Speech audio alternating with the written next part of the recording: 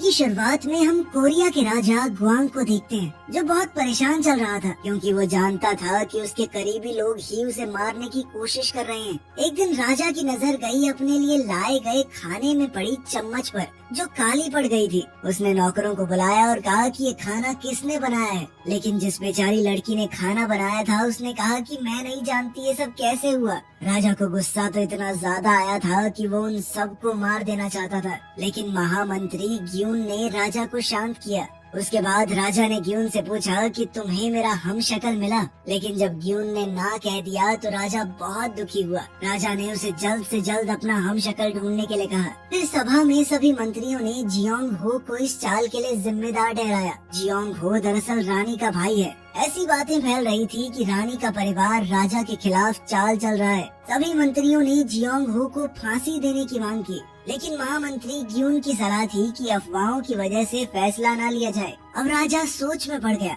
वो सभी मंत्रियों की बात भी नहीं टाल सकता, लेकिन उसके पास जियोंग हो के खिलाफ सबूत भी नहीं थे। इसीलिए उसने जियोंग हो को फिलहाल के लिए कैद में रखने के लिए कहा। ये सब देखकर रानी दुखी होकर वहाँ से चली गई। वो जानती थी कि जल्द ही उसके भाई का सर काट दिया जाएगा, क्योंकि सभी उसके खिलाफ थे, और फिर कुछ वक्त बाद उसका भी। कुछ दिनों बाद रॉय नाम का एक आदमी नौटंकी करके राजा का मनोरंजन करने के लिए वहाँ आया। वो इस वक्त मजाक मजाक में राजा की नकल कर रहा था, पर तभी अचानक एक खास सिपाही की नजर उसके ऊपर पड़ी। इसके बाद ग्यून के कहने पर उसे किडनैप करके उसके सामने पेश किया गया, और जब उसने रॉय को देखा तो वो चौंक गया। वो राजा का हूबहू हमशक्ल था। उसी रात रॉय को राजा के सामने पेश किया गया। शुरू में उसे देखकर राजा खुश हो गया, क्योंकि वो हूबहू उसके जैसा दिखता है, लेकिन रॉय बहुत ज्यादा डरपोक है। ये देखकर राजा थोड़ा दुखी भी हुआ। उसे लगा कि ये आदमी कभी भी राजा होने का नाटक नहीं कर पाएगा। लेकिन जब रॉय ने अपनी एक्टिंग दिखाई तो राजा की आवाज से लेकर उसके बात करने के तरीके और चलने के अंदाज तक सब कुछ एकदम पकड़ लिया। ये देखकर राजा बहुत खुश हुआ। उस रात राजा ने रॉय को अपनी जगह सुला दिया और खुद अपनी प्रेमिका के पास चला गया। महल में रॉय बोर हो रहा था तो वो राजा की तरह बात करने की कोशिश करने लगा। जब वो अकेले ये सब कर रहा था तो नौकर ने उससे पूछा कि क्या आपको कुछ खाने के लिए चाहिए। रॉय को समझ आया कि मैं तो राजा हूँ, एक ऑर्डर पर जो मांगूंगा मेरे सामने हाजिर हो जाएगा। ये सोचकर तो वो बच्चे की तरह खुश हो गया, लेकिन उसे नहीं पता था कि उसकी जान खतरे में है। ये महल राजा के दुश्मनों से भरा पड़ा था। वहाँ राजा अपनी प्रेमिका के साथ चैन की नींद सोने की कोशिश कर रहा था, लेकिन दुश्मनों का डर उसे हर वक्त सताता। अगले दिन सब अपनी अपनी जगह वापस आ गए। रॉय को राजा की जगह लेने के लिए कुछ चांदी के सिक्के दिए गए। अब रॉय को हर 3 रातों में एक बार राजा की जगह लेनी होगी। वो खुशी खुशी मान गया, क्योंकि पैसा अच्छा मिल रहा था। कुछ दिनों बाद चम्मच के काले पड़ने का सही कारण सामने आया। खाना जब मुर्गियों को दिया गया तब उन्हें खाना खाने से कुछ भी नहीं हुआ। असली वजह थी बांस से बनाया हुआ नमक, जो खाने में इस्तेमाल हो रहा था। ग्यून ने राजा को ये बात बताई और कहा कि रानी के भाई को छोड़ दीजिए, क्योंकि इस हिसाब से तो लग रहा है कि वो बेकसूर है। राजा ने कहा कि मैं जानता हूँ जियोंग हो दुश्मन नहीं है, बल्कि वो तो मेरी तरफ है, उस पर भरोसा है मुझे। लेकिन मेरे दुश्मनों को ऐसा लगना चाहिए कि वो जीत रहे हैं, इसके लिए मुझे उसकी जान की कुर्बानी देनी होगी। उस रात ग्यून को एक हैरान कर देने वाली खबर मिली। राजा को जहर दे दिया गया था। ग्यून राजा के पास भाग कर गया। डॉक्टर ने कहा कि राजा की हालत खराब है और शायद वो नहीं बचेगा। ग्यून को लगा कि अगर लोगों तक ये खबर पहुंच गई कि राजा मर चुका है तो प्रजा में बहुत ज्यादा हबड़ा दबड़ी मच जाएगी और दुश्मन देश कमजोर समझकर हमारे ऊपर हमला कर देंगे। ग्यून जानता था कि इस बात की खबर डॉक्टर ने सिर्फ उसे और एक और मंत्री को दी है, इसीलिए ग्यून ने बाकी दोनों को भी इस बात को राज रखने के लिए कहा। उसने राजा को अपने इलाज के लिए गुप्त जगह पर भिजवा दिया और रॉय को उसकी जगह पर बैठा दिया। ग्यून ने उसे वादा किया कि तुम्हें 40 चांदी के सिक्के मिलेंगे। पहले तो रॉय ने मना कर दिया ताकि पैसे और ज्यादा मिले, लेकिन जब कोई जवाब नहीं आया तो रॉय वापस आ गया, इस बहाने कि मैं देश के लिए कुछ भी कर सकता हूँ सर। 40 चांदी के सिक्के क्या 20 दे देना, चलो 40 ही ठीक है। उसी पल से एक नई कहानी शुरू हो गई। रॉय अब राजा की जगह पर बैठने लगा। अब ग्यून सभी चीजों का ध्यान रखने लगा और साथ ही रॉय को राजा के तौर तरीके समझाए। उसने रॉय से कहा कि जो भी काम हो उसे चुपचाप होने दे और ज्यादा किसी से बात न करे, और खास तौर पर उसे रानी और राजा की किसी भी प्रेमिका से मिलने की इजाजत नहीं है, क्योंकि वो चाहे जितना मर्जी अच्छा एक्टर हो, उनकी रानी और प्रेमिका को बेवकूफ नहीं बना पाएगा। इसी बीच रॉय को महल के कई राज पता चले। उसे राजा की ठाट बाट पता चले कि राजा तो हगने के लिए भी कहीं नहीं जाता। नौकर उसके लिए एक बर्तन लेकर आते हैं और बाहर इंतजार करते हैं कि राजा आराम से अपना काम कर ले, और फिर उसे बधाई देके अपने हाथों से राजा को साफ करते हैं नीचे से। राजा का एक खास डॉक्टर फिर जो उसने निकाला है उसकी जांच करता है और उसके आधार पर कहता है कि सब कुछ ठीक चल रहा है राजा के साथ या कुछ गड़बड़ है। उसके खाने की जांच करने वाली टीम भी थी जो राजा के खाने से पहले ये खाकर देखती थी कि जहर तो नहीं है इसमें। जब वो लोग हाँ में जवाब देते तभी राजा खाना खाता। इतना सारा लजीज खाना देखकर रॉय उस दिन खुद को रोक नहीं पाया। बाद में उसे पता चला कि रसोई घर में काम करने वाले लोग राजा का बचा कुचा खाना खाते हैं, लेकिन उस दिन जब रॉय पूरा खाना खा गया तो उन लोगों को भूखा रहना पड़ा। उसे राजा की बहुत सारी प्रेमिकाओं के बारे में भी पता चला। उसके मन में एक बार तो आया कि मिल आता हूँ, लेकिन बाद में उसने ऐसा नहीं किया। एक चीज जो रॉय को बहुत ही अजीब लगी वो ये थी कि कोई भी छोटी गलती हो जाती अगर नौकरों से तो कहने लगते कि राजा जी हमें मार दीजिए, हमने बहुत बड़ा पाप कर दिया है। रॉय को उनकी इन हरकतों से बहुत चिढ़ मचती थी। फिर एक दिन रॉय ने रानी को देखा। उसे महसूस हुआ कि रानी बहुत दुखी है। उसके चेहरे पर बिल्कुल खुशी नहीं थी। रॉय के दिल में उसे और जानने की इच्छा जाहिर हुई, लेकिन मुख्यमंत्री ने उसे याद दिलाया कि रानी से मिलना सख्त मना है। जैसे ही रानी ने रॉय की तरफ देखा तो वो चुप गया। एक राजा होने के नाते ये बड़ी अजीब सी हरकत थी। फिर उसे वहाँ से चुपचाप निकलना पड़ा। लेकिन उस एक पल में रानी को लगा कि मेरा पति जो कि क्रूर और निर्दयी राजा है वो कुछ अलग सा लग रहा है। जैसे जैसे ट्रेनिंग खत्म हुई ग्यून ने रॉय को बताया कि कल राजा की सभा है, तुम्हें उसमें जाना होगा। ग्यून ने उसे खास तौर पर कुछ मंत्रियों से सतर्क रहने को कहा, क्योंकि वो खतरनाक लोग हैं, बाल की खाल उधेड़ देते हैं। पहले भी कई बार अपनी राजनीतिक चालों से उन्होंने राजा को गलत फैसले लेने पर मजबूर किया है, लेकिन गृह मंत्री तो सबसे खतरनाक है, वो उन सबका लीडर है। फिर ग्यून ने रॉय को एक चिट्ठी दी। कल उसे ये चिट्ठी पढ़नी होगी और कई आदेश देने होंगे। लेकिन जब रॉय ने पढ़ना शुरू किया तो ग्यून और मुख्यमंत्री हैरान रह गए। एक पल के लिए उन्हें लगा कि राजा ही उनके सामने बैठा है। अगले दिन राज्य सभा शुरू हुई और रॉय वहाँ एक राजा की तरह आया, चिट्ठी पढ़ने को एकदम तैयार। लेकिन जब उसने चिट्ठी खोली तो वो एकदम खाली थी। इस बात से रॉय परेशान हो गया। ये देखकर ग्यून मदद के लिए आगे बढ़ा। खाली चिट्ठी देखकर ग्यून ने बचाव में कहा कि आज राजा का गला खराब है, इसीलिए वो आदेश नहीं देंगे। राजा के बदले में उसने आदेश देने शुरू किए। फिर उसने आदेश दिया कि जोंग हो पर लगे इल्जाम को हटा दिया जाए, क्योंकि उसके खिलाफ कोई सबूत नहीं मिला। साथ ही उसके खिलाफ अफवाहें फैलाने वाले को पकड़ा जाए। राजा के खिलाफ षड्यंत्र रच रहे मंत्रियों को ये फैसले बिल्कुल अच्छे नहीं लगे। खैर उधर महल में काम करने वाले लोगों से रॉय का रिश्ता बेहतर होता जा रहा था। खासकर राजा से पहले जो खाना चखने वाली लड़की है वो रॉय की सबसे खास बन गई। राजा सबसे प्यार से बात करता, उनके साथ हंसता था और सबके लिए खाना भी बचा लेता। ये देखकर मुख्यमंत्री का दिल भर आया और सारे नौकर भी बहुत खुश हुए। उन्होंने पहले कभी राजा को ऐसे नहीं देखा। सब बात कर रहे थे कि कैसे कठोर राजा अब बहुत अच्छा बन गया है। वहीं ग्यून असली राजा से मिलने गया। डॉक्टर ने बताया कि हो सकता है राजा ठीक हो जाए, लेकिन अभी थोड़ा वक्त लगेगा। उसने ये भी बताया कि राजा को जहर नहीं दिया गया, बल्कि कोई नशीली दवाई दी गई थी, और ये शायद तभी हुआ होगा जब राजा अपनी प्रेमिका से मिलने गया था। इस बात से ग्यून सतर्क हो गया। उसने छानबीन शुरू कर दी। इसके बाद हम देखते हैं कि गृह मंत्री राजा की प्रेमिका से मिलने गया। उसने प्रेमिका से पूछा कि राजा आजकल उससे मिलने क्यों नहीं आ रहा। उसने कहा कि मैं नहीं जानती, लेकिन राजा ना तो रानी से मिल रहे हैं न ही अपनी बाकी प्रेमिकाओं से। ये बात गृह मंत्री को थोड़ी अजीब सी लगी। फिर उसे पता चला कि ग्यून ने राजा की प्रेमिका के बारे में छानबीन शुरू की है। पकड़े जाने के डर से उसने आदेश दिया कि सभी सबूत मिटा दिए जाएं और राजा की प्रेमिका को मार दिया जाए। जब ग्यून वहाँ पहुँचा तो पता चला कि प्रेमिका तो गायब है और वहाँ आसपास की जमीन जली हुई थी। अगले दिन गृह मंत्री अपने कुछ और साथियों के साथ रॉय के पास आया। उन्होंने कुछ नए कानून लागू करने का प्रस्ताव रखा और रॉय ने बिना कुछ सोचे वो सारे प्रस्ताव पास कर दिए, जैसा उसे करने के लिए कहा गया था। जल्द ही ग्यून को पता चला कि गरीबों से बहुत ज्यादा टैक्स लिया जा रहा है और रानी के भाई जियोंग हो के खिलाफ फिर से जांच के ऑर्डर हो गए थे। उसने रॉय से पूछा कि तुमने ऐसा क्यों किया। तब रॉय ने बोला कि तुमने ही तो कहा था कि मंत्री जो प्रस्ताव लेके आएंगे उसे पास करना है। ये सुनकर ग्यून गुस्से में आ गया। उसने उसी वक्त एक सभा बुलाई ताकि इन सब चीजों पर चर्चा हो सके। ग्यून थोड़ा गुस्से में परेशान लग रहा था, लेकिन रॉय एकदम शांत है। उसने मुख्यमंत्री से पूछा कि लोगों के ऊपर किस तरह से टैक्स लगाया जाता है, जिसके बाद मंत्री उसे राजा की लाइब्रेरी में ले गया। वहाँ उसे पता चला कि पूरा राज्य पहचान टैक्स के सिस्टम पर चल रहा है, जहाँ हर एक आदमी एक ही टैक्स देता है, चाहे वो कितना भी कमाता हो। जिनके पास जमीन नहीं है उन्हें भी जमीन का टैक्स देना होता है। इस वजह से बहुत से लोग देश छोड़कर जा रहे थे। उसे पता चला कि एक बार राजा ने ऐसा सिस्टम लागू किया था जिनमें सबको अपनी कमाई के हिसाब से टैक्स भरना होगा, लेकिन 1 साल के अंदर ही उसे हटा दिया गया, बड़े बड़े जमींदारों के दबाव की वजह से। उसके बाद खाना चखने वाली लड़की खाना लेकर आई। राजा ने उससे पूछा कि तुम महल में कैसे पहुंची? उसने हिचकिचाकर अपनी कहानी सुनाई। उसके पिता एक किसान थे, उनकी छोटी सी जमीन थी, उनकी इतनी कमाई थी नहीं और एक दिन उन्हें बहुत ज्यादा टैक्स भरने के लिए कहा गया। उन्होंने किसी से उधार लिया लेकिन वक्त पर अपना कर्ज चुका नहीं पाए, जिस वजह से उन्होंने अपना घर और जमीन भी खो दी।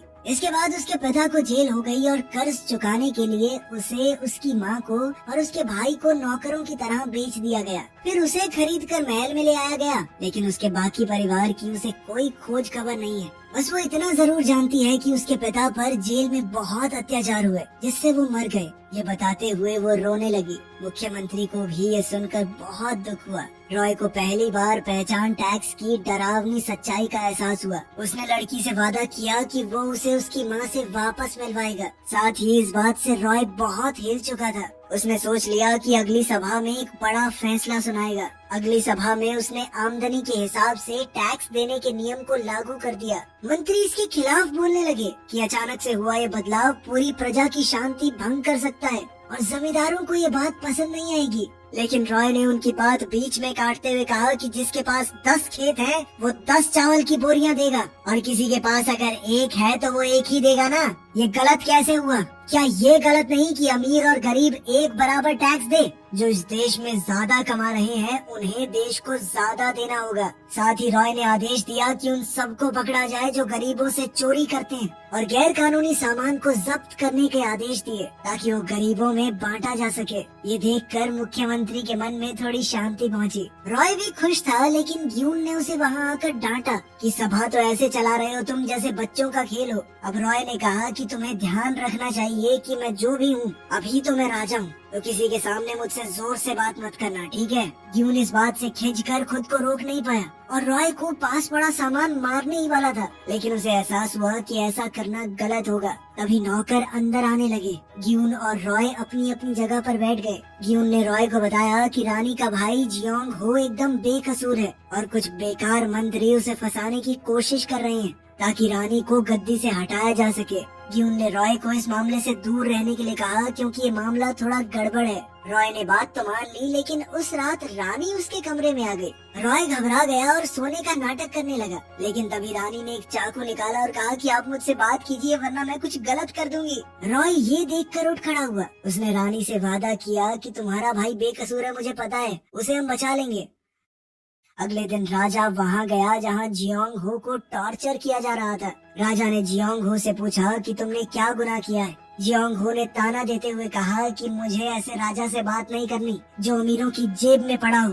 रॉय ने उससे दोबारा पूछा कि क्या तुमने हमारी प्रजा के खिलाफ साजिश की है। जियोंग हो ने कहा कि वो कभी ऐसा करने की सोच भी नहीं सकता। रॉय ने जियोंग हो से पूछा तो फिर क्या गुनाह किया है तुमने? जियोंग हो ने कहा कि मैंने सिर्फ राजा की आंखें खोलने की कोशिश की ताकि वो देख सके उसके आसपास मंत्री और उसकी प्रेमिका क्या कर रहे हैं। उसकी ये बात सुनकर रॉय समझ गया कि क्या हो रहा है। उसने जियोंग हो को बेकसूर बताकर आजाद करवा दिया। मंत्रियों ने विरोध किया, लेकिन रॉय ने कहा कि राजा मैं हूँ, समझे? तो थोड़ा शांत। उसका ये बड़ा कदम देखकर जियोंग हो को एहसास हुआ कि शायद अब असली राजा लौट आया है। उस दिन राजा ने रानी से मिलने की कोशिश की, लेकिन रानी के दरबान ने ऐसा होने नहीं दिया। तभी जासंग ने अपना जूता बहुत दूर फेंक दिया और दरबान जब जूता उठाने गया तो रॉय रानी के महल में घुस गया। रानी पहले ही अपने भाई से सारी बात सुन चुकी थी और अभी वो बहुत खुश थी। रॉय ने कहा कि इस काम को पूरा करने के बदले में मुझे आपकी मुस्कुराहट तो मिल ही सकती है, लेकिन तभी गार्ड वहाँ आ गया और बार बार दखल देने लगा।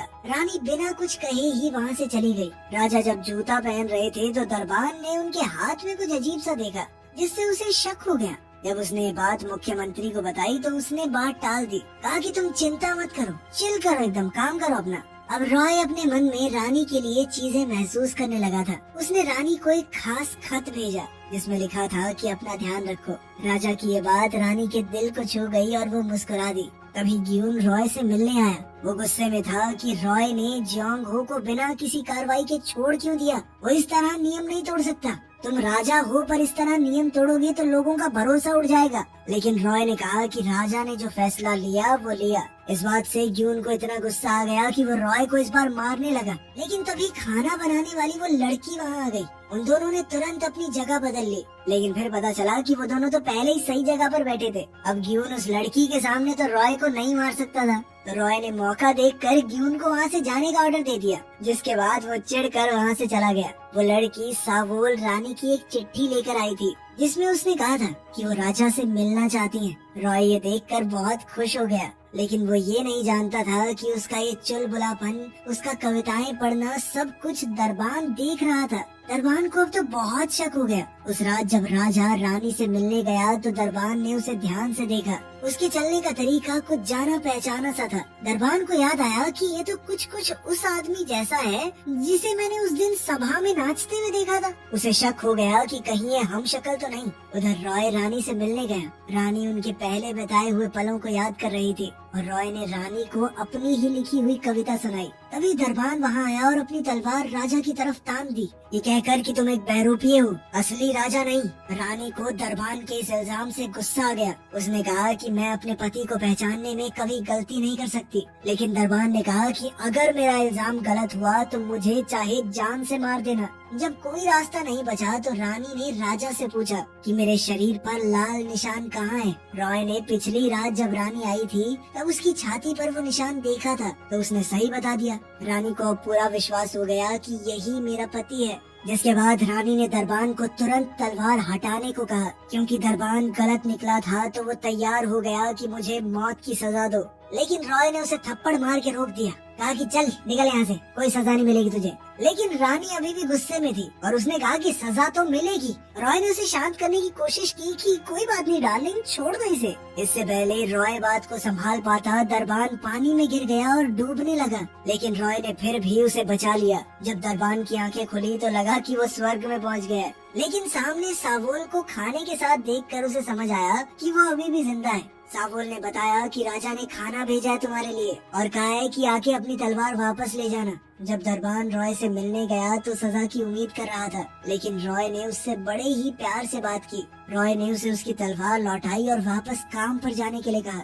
राजा के इस अच्छे बर्ताव से दरबान बहुत ज्यादा खुश हो गया। उसके खुशी के आंसू फूट गए और अब वो रॉय का पूरा वफादार बन गया था।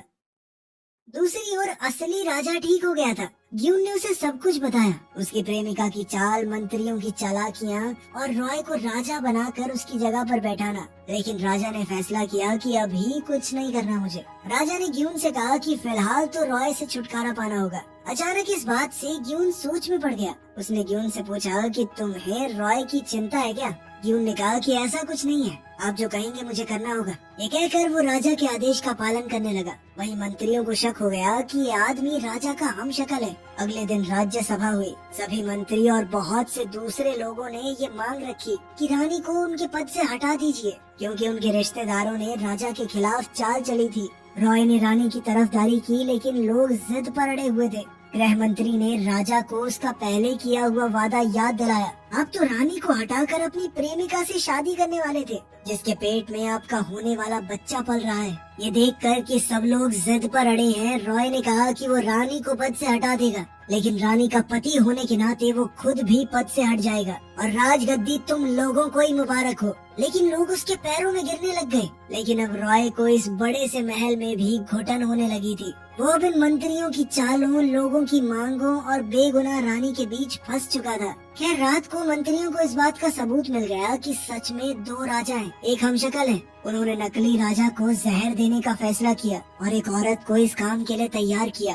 तभी रानी तक खबर पहुंच गई कि महल का राजा एक बहरूपिया है और उसकी छाती पर राजा जैसा निशान नहीं है। रानी ने इस बात का सबूत देखना चाहा। उस रात रानी राजा के कमरे में आई और साथ सोने की जिद करने लगी। रॉय ने रोकने की कोशिश की, लेकिन रानी ने जबरदस्ती उसके कपड़े हटाए और छाती पर निशान सच में नहीं था। जिसके बाद रानी ने कहा कि जल्दी से मुझे सच बताओ। कोई रास्ता तो था नहीं, तो रॉय ने सब कुछ सच बता दिया। रानी ने जब ग्यून से पूछा तो ग्यून ने कहा कि ये सब असली राजा को पता है। उन्होंने ही कहा कि चलने दो। तब रानी ने पूछा कि मेरे भाई को किसने बचाया, जिस पर ग्यून ने उसे बताया कि जो भी रॉय ने आपके और लोगों के लिए किया वो सब कुछ उसका अपना फैसला था, उसमें राजा का कोई हाथ नहीं। उस रात ग्यून रॉय से मिला और पूछा कि वो भागा क्यों नहीं, जब उसे पता था कि उसे मार दिया जाएगा। रॉय ने कहा कि मैं रुका क्योंकि मैंने तुमसे वादा किया था। ये सुनकर ग्यून ने एक बड़ा फैसला किया। राजा की बात ना मानते हुए ग्यून ने रॉय को 20 सिक्के दिए और कहा कि कल रात तुम यहाँ से भाग जाओगे, ठीक है।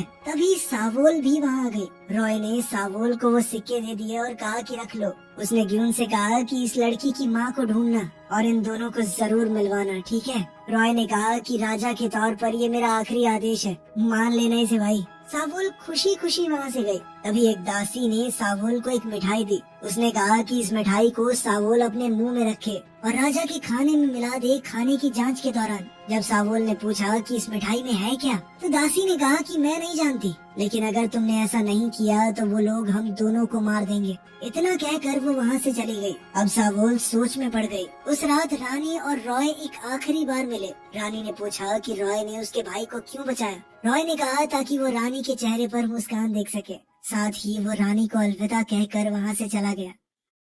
अगली सुबह मंत्रियों ने कहा कि हमें मिंग राज्य को सोने चांदी के सिक्के भेजने चाहिए। रॉय ने वैसे ही हामी भर दी जैसा उसे बताया गया था। फिर उन्होंने 2000 सिक्के और कुछ सिपाही उपहार के रूप में भेजे। एक मंत्री का कहना था कि ऐसा करने से उनका अपना राज्य खतरे में पड़ सकता है, लेकिन रक्षा मंत्री ने कहा कि अगर वो लोग चाहें तो हमें आज ही खत्म कर सकते हैं। लेकिन ये सब जो हो रहा था रॉय को कुछ ठीक नहीं लग रहा था, लेकिन वो फिर भी आदेशों का पालन करते हुए हामी भरता रहा। और जब कुछ ज्यादा ही सोना चांदी देने की बात होने लगी तो रॉय चुप नहीं रह पाया। उसने पूछा कि आखिर ये देश है किसका? अगर हम खुद को बचा ही नहीं सकते तो पूरा देश ही दे देते हैं मिंग साम्राज्य को। हम क्यों बैठे हैं यहाँ पर? जब गृह मंत्री ने बहस करने की कोशिश की तो रॉय ने उससे कहा कि तुम्हें शर्म आनी चाहिए। तुम सोने चांदी के साथ साथ हमारे सैनिक भेजना चाहते हो। हमारे लोग उनके लिए अपनी जान क्यों दे?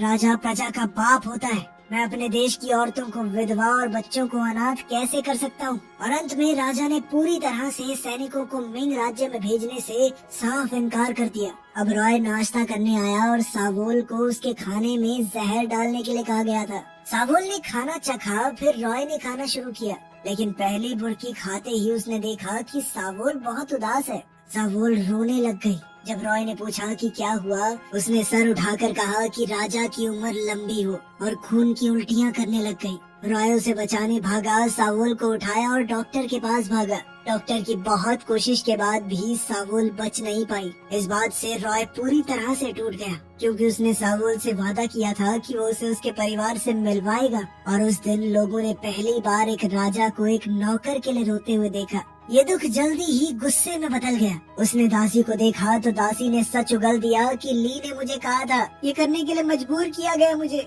रॉय ने उसे फटाक से जेल में डालने का आदेश दिया। ग्यून ने कुछ बोलना चाहा, लेकिन रॉय कुछ सुनने की हालत में नहीं था। उस आदमी को पूरी रात टॉर्चर किया गया ताकि सारे नाम निकलवाए जा सके। उसका आरोपी के लिए ये गुस्सा देखकर सभी मंत्री बहुत डर गए। उन्होंने राजा के फैसलों पर सवाल उठाना शुरू कर दिया और इसी मौके का फायदा उठाकर गृह मंत्री कहने लगा कि ये राजा नकली है। दासी ने बताया कि राजा की छाती में जो तीर का निशान था वो अब नहीं है। इसी के साथ सभी मंत्री राज्यसभा में इकट्ठा हो गए। रॉय और ग्यून राजा के दरबार में खड़े थे। वो जानते हैं कि क्या होने वाला है। ग्यून ने रॉय को यहाँ से भागने के लिए कहा, लेकिन रॉय ने कहा जब तक वो सावोल की मौत का बदला नहीं ले लेता वो नहीं जाएगा यहाँ से। जिस पर ग्यून ने रॉय से कहा कि तुम्हें असली राजा होना चाहिए। अगर तुम सावोल और बाकी गरीब लोगों को न्याय दिलाना चाहते हो तो तुम्हें ही असली राजा बनना होगा। ग्यून ने नौकर को आदेश दिया कि पिछले 2 हफ्ते के राज्य के सभी दस्तावेज यानी रिकॉर्ड्स मिटा दिए जाएं।